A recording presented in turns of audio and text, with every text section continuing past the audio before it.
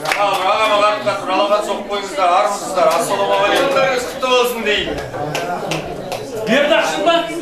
Саламалейкум бауырым.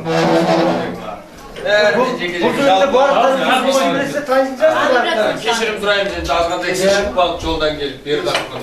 Аға, Бердақ деген жігіт. маған тізгінді ұсынсаңыз, мен азғандай жылдық болсын. Енді екі елдің арасына алтын көпір салып жатқан Камила мен Мағжан ғой, сол алтын көпір шайқалмасын. Құдалықтарыңыз мың жылдық болсын. Құдалар сіздерге күйеу бала құтты болсын, осы әулетке келін құтты болсын, күйеу баладай емес, ұлыңыздай болсын апа.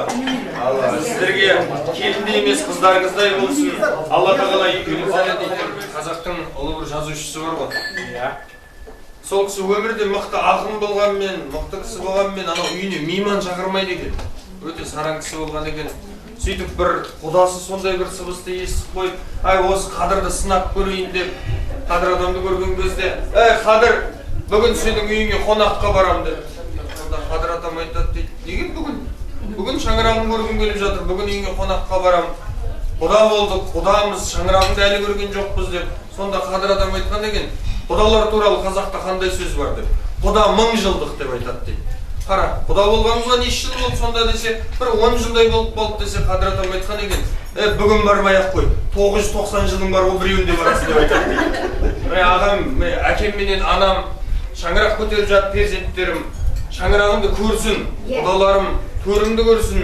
Шымкентке келген кезде өзімнің бір үйім бар, құдамның үйі бар деп, марқайып арқасын кеңінен тастасын деп, осындай сіздерге ақ дастархан жайып жатыр. Сол бір құдалықтарыңыз 1000 жылдық болсын. 40-ның бірі Қыдыр, 1000-ның бірі уәли дейді біздің қазақ. Мынау кіші жүздің Байбақты руынан шыққан Сырымды атылы 13 жасында билердің шеше алмай жатқан дауына түседі екен аба. Сонда 13-тегі Сырым билердің ортасына келіп, ай биекелер, бір дауды шеше алмай жатсыздар. Би деген аттарыңызға дақ түспей ме депті. Жас баланы елемей, бір би күле қарап, кімнің баласың, тегіңнен? Билердің алдында сөйлейтіндей десе, 13-тегі Сырым кіші жүздің ішінде даттың ұлы Сырым болам деген екен. Сонда, ой, даттың ұлысың ба? Әке қой аузынан шөп алмайтын момын кісі еді. Билер қалай тұрсын жора жолдастарының алдында сөйлемейді. Шешең болса сондай ақын көңіл жан. Таңертең 20 адамды қонақ қылса, кеште 20 адамды қонақ қылар. Сен қайдан шыққан даттың ұлысың деп. Сонда 13-тегі Сырым, биеке тіліңізге тиек еттіңіз ғой. Шешем таңертең 20 адамды қонақ қылса, кеште 20 адамды қонақ қылса, 20-ға 20-ны қоссаң 40 емес пе, 40-тың бірі Қыдыр емес пе деген екен.